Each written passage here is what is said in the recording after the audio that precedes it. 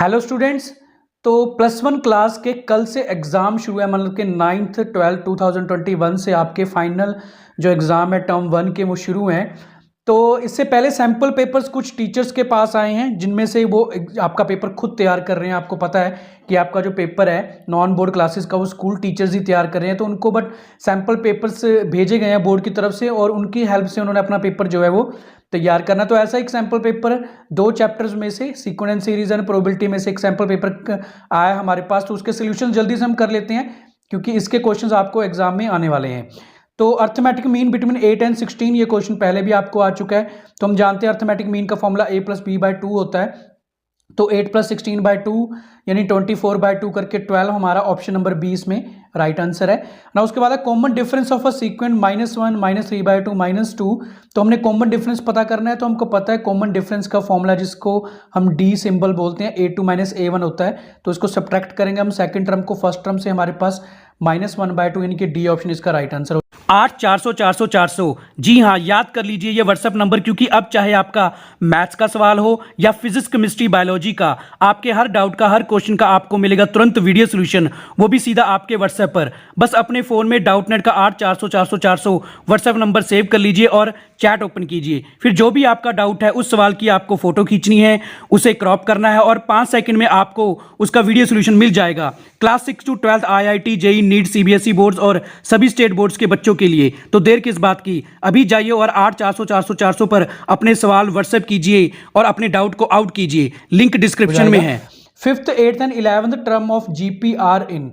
हमारे पास एक जीपी की 5th 8th and 11th term दी हुई है। हमने बताना है कि ये तीनों टर्म्स की भी क्या आपस में जीपी होंगी, एपी होंगी या एपी जीपी बोथ या एचपी।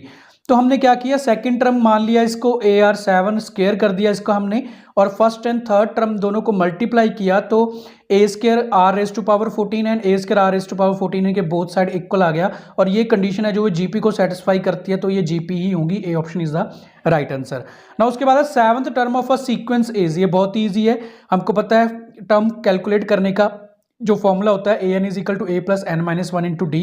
तो a7 मतलब 2 + n की वैल्यू 7 - 1 एंड d हमारे पास 5 है, तो 32 यानी कि सी ऑप्शन इसमें हमारा राइट आंसर आ जाएगा। If a and g are arithmetic mean and geometric mean between 2 positive integers, then ये भी हमारे पास क्वेश्चन बहुत बार आ चुका है।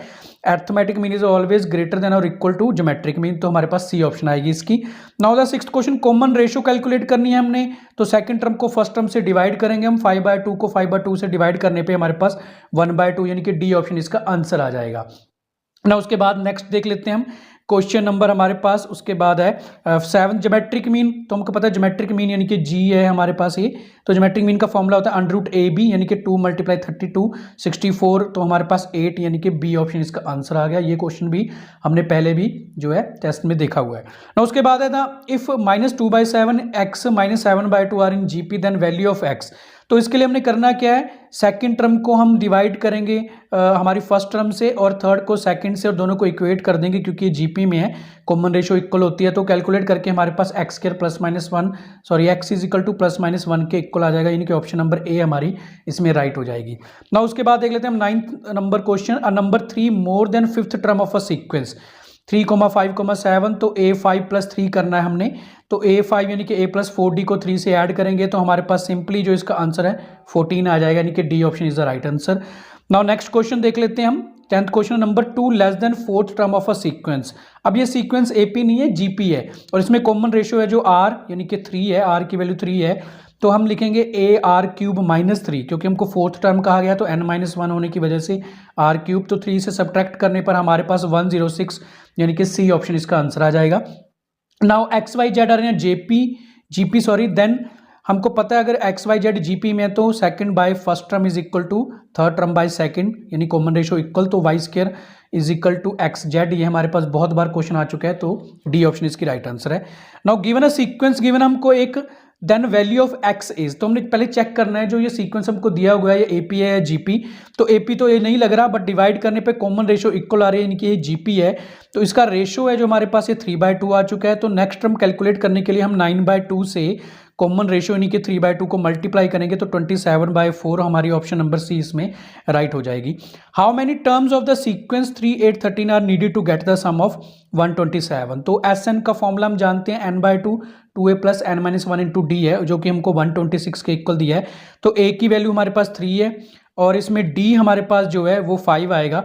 तो कैलकुलेट करके हमारे पास एक क्वाड्रेटिक इक्वेशन बन जाएगी 5n² plus n-252 is equal to 0, जिसके दो फैक्टर्स बनेंगे n-7 n 5n plus 36। But n is equal to 7 को हम सिलेक्ट करेंगे क्योंकि नेगेटिव नहीं हो सकती नंबर ऑफ टर्म्स, तो 7 यानी कि हमारे पास इसका आंसर ऑप्शन नंबर ए आ जाएगा। नाउ 14th टर्म है nth term of the sequence 2, 5, 8 is. तो इसके लिए भी हम सिंपली फॉर्मूला अप्लाई करेंगे an का a plus n-1 into D. A की वैल्यू हमारे पास 2 है और d हमारे पास इसमें 3 है। तो कैलकुलेट करके हमारे पास जो आंसर बनेगा 3n-1 के इक्वल आ जाएगा nth टर्म का formula. Now the nth term of the sequence 27/8, तो हमको देखने से ही पता लग रहा है कि AP नहीं है GP है। तो पहले हमने इसकी कॉमन रेशो कैलकुलेट कर ली। कॉमन रेशो इसकी 2/3 आएगी। जब हम कैलकुलेट करेंगे तो an का फॉर्मूला होगा हमारे पास AR n-1, तो 27/8 हमारे पास फर्स्ट टर्म है। r हमारे पास 2/3 raise to power n-1, n हमको नहीं पता। देन इसको जब हम सब्सिट्यूट करेंगे 27 3 raise to power 3 and 2 raise to power 3 लिख सकते हैं हम इसको कैलकुलेट करके 2 raise to power n-4 and 3 raise to power n-4, यानी कि ऑप्शन नंबर ए हमारा राइट हो जाएगा क्वेश्चन नंबर 15 के लिए। If E is any event and P E lies in the interval, ये भी हम जानते हैं प्रोबेबिलिटी 0 से लेके 1 के बीच में लाई करती है, तो हमारा बी ऑप्शन जो है वो सही आएगा। नाउ उसके बाद हम देख लेते हैं क्वेश्चन नंबर 17। हमको पी ई प्रोबेबिलिटी गिवन है 1/5, पी नॉट कैलकुलेट करने के लिए हम 1 माइनस पी ई करेंगे, तो हमारे पास 4/5 यानी कि ऑप्शन नंबर सी इसका राइट हो जाएगा।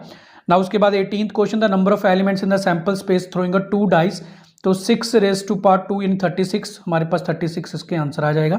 Number of elements in the sample space of tossing a 3 coins, तो सैंपल स्पेस मैंने लिखे हुए हैं, तीनों कॉइन्स को टॉस करेंगे जब, तो 8 ये सैंपल स्पेस बनते हैं, तो डी हमारे इसमें आंसर आ जाएगा option number D. 1 card is drawn from pack of a well shuffled 52 cards. The probability of that it is a king or a spade. तो king 4 होते हैं, spade 13 होते हैं, तो number of cards in a spade and the king total 16 हो चुके हैं हमारे पास। तो टोटल 52 है, तो 16 को 52 से हम अगर डिवाइड करेंगे तो हमारे पास 4/52 यानी कि 4/13 इसका आंसर आ जाएगा, यानी कि C option. Now the 2 dice are thrown, probability of getting a even prime number, तो इवन प्राइम नंबर तो सिर्फ एक ही होता है 2, तो 2 डाइस को अगर हम थ्रो करेंगे तो 36 केस बनते हैं, हम जानते हैं। तो दोनों की प्रोबेबिलिटी 1/6 को मल्टीप्लाई करें तो 1/36, यानी कि डी ऑप्शन हमारा राइट हो जाएगा 21st क्वेश्चन के लिए। 2/5 is a probability of occurrence and the not occurrence के लिए हम 1 माइनस पी ई कर देंगे, तो 3/5 यानी कि ऑप्शन नंबर हमारी इसमें डी राइट हो जाएगी। ना उसके बाद क्वेश्चन नंबर 23 है, probability of a sure event always 1, sure event के लिए 1 होती है। प्रोबेबिलिटी फॉर इम्पॉसिबल इवेंट 0 के इक्वल होती है। The probability that a leap year will have a 53 Friday is, तो हमको पता है लीप ईयर में 366 डेज होते हैं, तो 7 डेज होते हैं एक वीक में, डिवाइड करने पे हमारे पास 2 यहाँ पे रिमाइंडर रह जाता है, इनके 2 डेज जो बच जाते हैं आउट ऑफ 7 में से, तो 2/7 हमारी प्रोबेबिलिटी आ जाएगी। Now a bag contain 3 red and 5 white balls, 6 green and ball. If the probability, if ball is drawn from a well bag random, then probability getting a red ball. तो red ball इसमें 3 है, total 14 है, तो 3.14 C option इसका answer आ गया, बहुत easy. ना उसके बाद है, अब bag contain 3 red 5 white and 6 ball, तो ब्लैक बॉल की प्रोबेबिलिटी कैलकुलेट करनी है हमने, तो इसमें ब्लैक बॉल है ही नहीं, तो डी 0 यानी कि ऑप्शन इसकी 0 हो जाती है। If a coin is a marked head on the side, इसमें बोथ साइड लिखा होगा, थोड़ा सा मिस प्रिंट है, तो एक कॉइन में दोनों तरफ हेड है, तो उसमें हेड की प्रोबेबिलिटी क्या होगी, 1 आएगा, हम जानते हैं 100% है प्रोबेबिलिटी। एक कॉइन को बोथ साइड हेड है, तो उसके टॉस की प्रोबेबिलिटी 0 आएगी, क्योंकि उसमें हेड है ही, सिर्फ ओनली हेड है, टेल है नहीं। If a E is any event then P E plus P not E, तो ये हम जानते हैं कि probability of event and probability not event हमारे पास हमेशा दोनों का सम 1 के इक्वल आता है। तो ये थे हमारे पास कुछ सैम्पल पेपर्स में से कुछ रिवीजन टेस्ट। तो ऐसा ही आपके जो क्वेश्चंस हैं उनके सॉल्यूशन हम अपलोड करते रहेंगे। आप हमारे चैनल के साथ बने रहिए। टेलीग्राम का लिंक आपको डिस्क्रिप्शन में मिल जाएगा, उसको ज्वाइन कर लीजिए। Okay students, all the best, bye.